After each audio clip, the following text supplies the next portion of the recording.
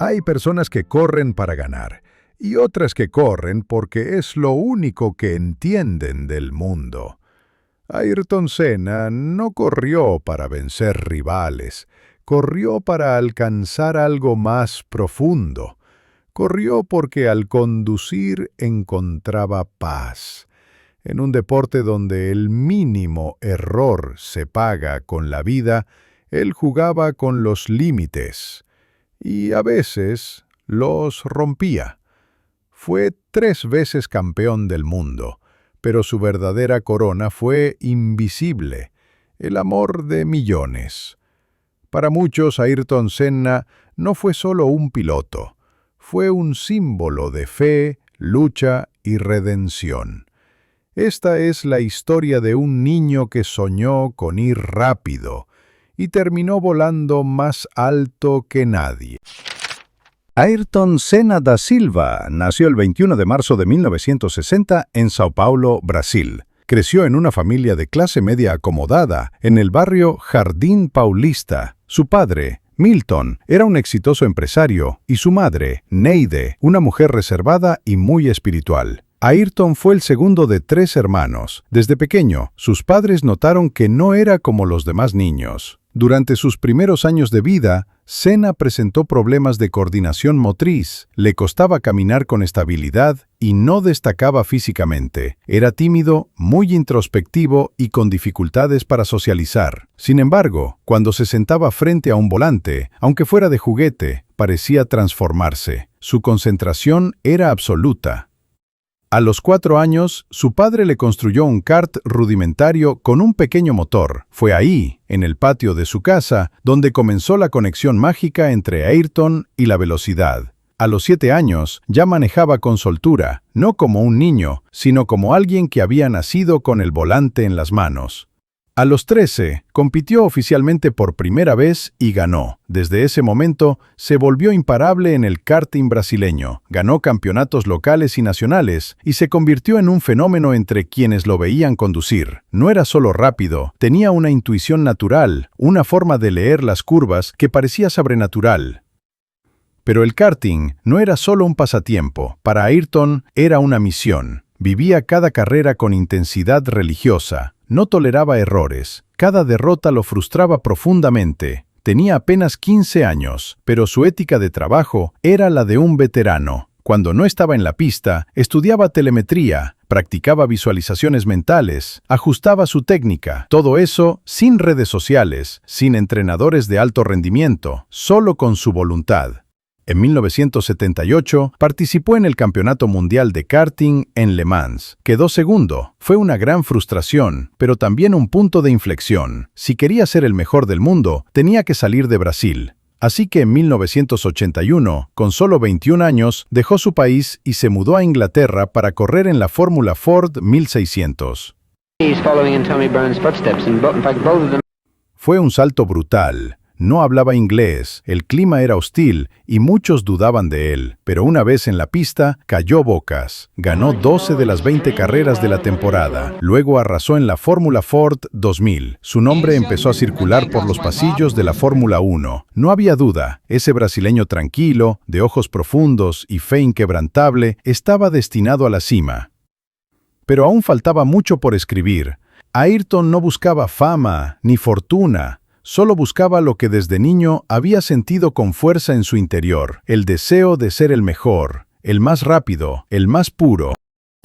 En 1984, Ayrton Senna hizo su esperado debut en la Fórmula 1 con el equipo Toleman. A primera corrida de Senna en GPs do Brasil. No era un equipo ganador, ni contaba con un monoplaza competitivo, pero él no necesitaba un auto dominante para sobresalir. Desde sus primeras vueltas quedó claro que estaba en otra liga. Tenía una combinación única de velocidad pura, determinación obsesiva y un entendimiento casi espiritual de la pista. El momento que lo catapultó al estrellato llegó en el Gran Premio de Mónaco de 1984. La lluvia caía con fuerza sobre el Principado. La mayoría de los pilotos luchaban por mantenerse en pista. Pero Ayrton, partiendo desde la posición 13, comenzó a avanzar con una agresividad impecable. Su manejo en mojado era hipnótico. Vuelta tras vuelta, superó a los mejores del mundo, incluyendo a Niki Lauda, hasta alcanzar al líder, Alain Prost. Iba a rebasarlo, cuando la carrera fue detenida por razones de seguridad. Senna cruzó segundo la línea de meta, furioso, pero el mundo ya lo había visto. Había nacido una leyenda. En 1985, Senna firmó con Lotus. Aún no era un equipo capaz de luchar por el campeonato, pero sí le ofrecía un coche competitivo. Y Ayrton respondió como solo él sabía, con talento feroz. Ganó su primera carrera en Estoril, Portugal, bajo otra intensa lluvia. Cruzó la meta con más de 1 minuto de ventaja. No era humano. Parecía que en la lluvia veía mejor que los demás. Decía que cuando llueve, uno siente la pista de otra manera, como si el alma estuviera más despierta.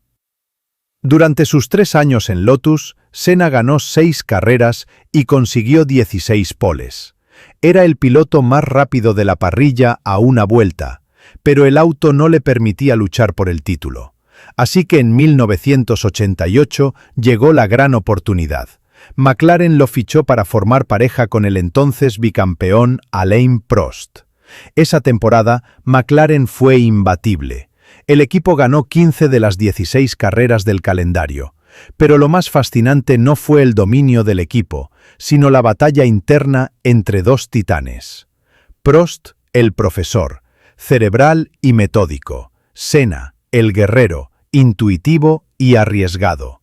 Fue un duelo tenso, eléctrico, lleno de roces. Pero Senna ganó más carreras, 8 en total, y conquistó su primer campeonato mundial. Ese año no solo ganó el título, ganó el respeto de todos. Había llegado a la Fórmula 1 como un joven desconocido, y ahora era el piloto más temido de la parrilla. Su estilo era intransigente, casi místico. Decía que a veces, al conducir, salía del cuerpo. Veía todo desde fuera, en cámara lenta. Había nacido un campeón, pero también un alma compleja. No era solo velocidad, era fuego, emoción, lucha interior, y apenas comenzaba. La temporada 1988 marcó el inicio de una de las rivalidades más intensas, complejas y legendarias de la historia del automovilismo. Ayrton Senna versus Alain Prost. Ambos compartían equipo en McLaren, pero no podían ser más distintos. Prost, apodado el profesor, era metódico, calculador, frío en sus decisiones. Senna, en cambio, era intensidad, emoción, espiritualidad, corría con el alma. Esa diferencia no solo se notaba en la pista, sino también fuera de ella. Desde el primer momento, la tensión fue inevitable. En 1988, el dominio de McLaren fue absoluto. Ganaron todas las carreras menos una. Pero internamente, el ambiente era de guerra silenciosa.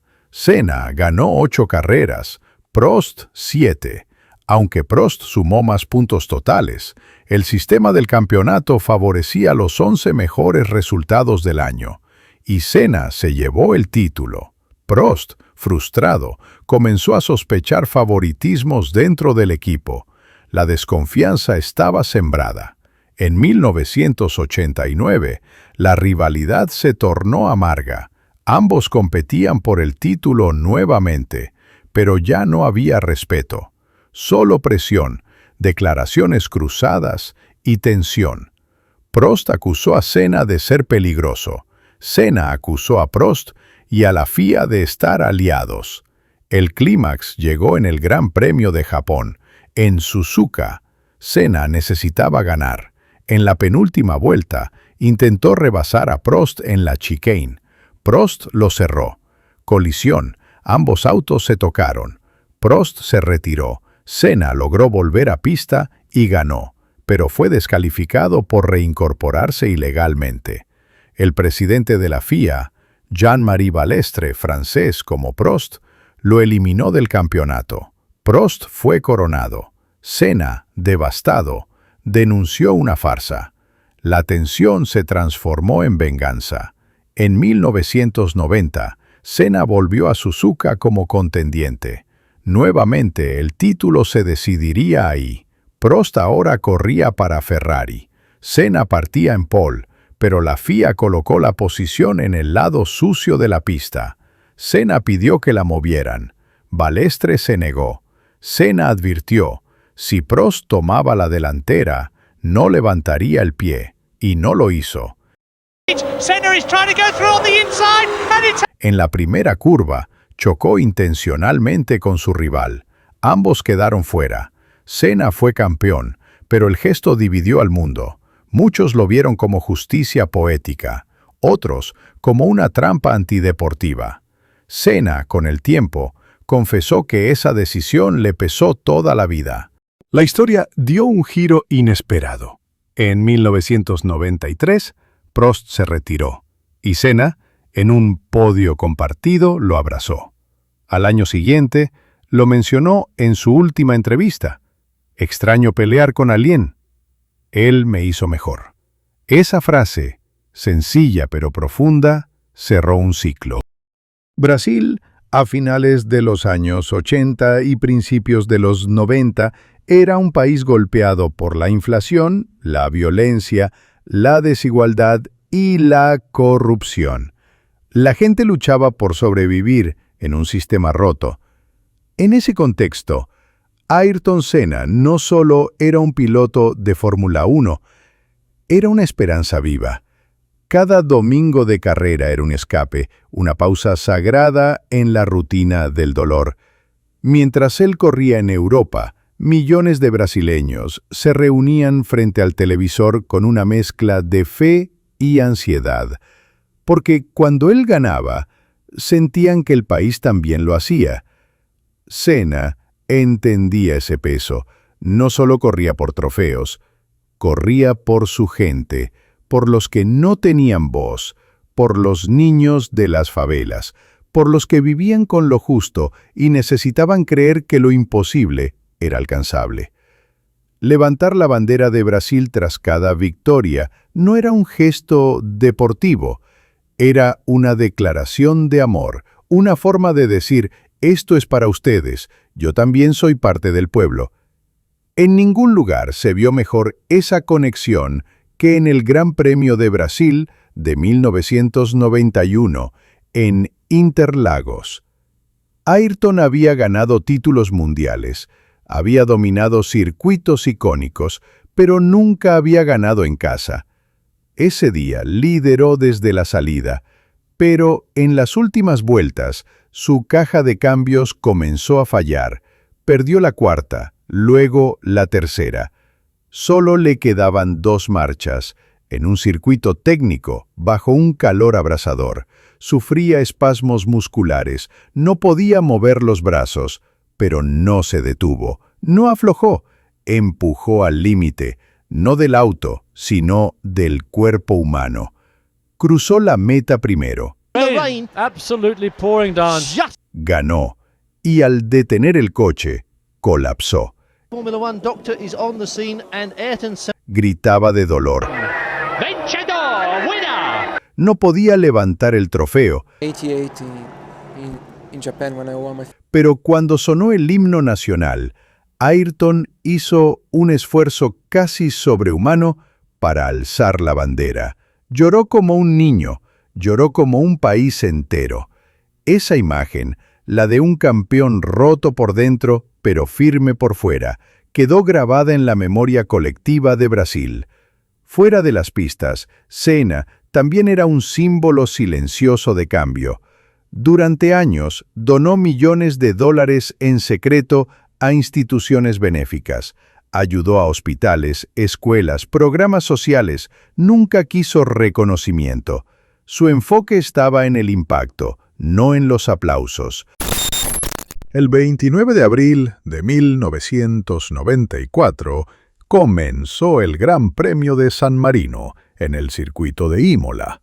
Era una fecha más en el calendario de la Fórmula 1, pero acabaría marcando el fin de una era.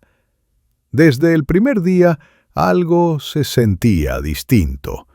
El ambiente era denso, pesado.